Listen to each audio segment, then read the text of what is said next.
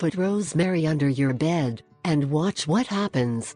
Actually, when we talk about good or bad energies, we find conflicting opinions, but there are many people who say that after placing rosemary under their bed, their lives have changed.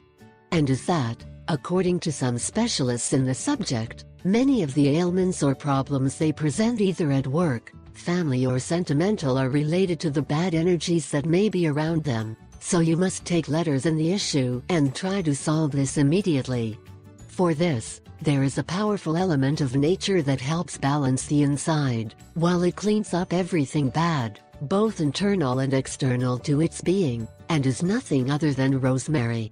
Rosemary is very used by cultural beliefs and specialists in working the energies, and here we will tell you a simple ritual with him so that you turn away the bad energies that can surround you and influence your being.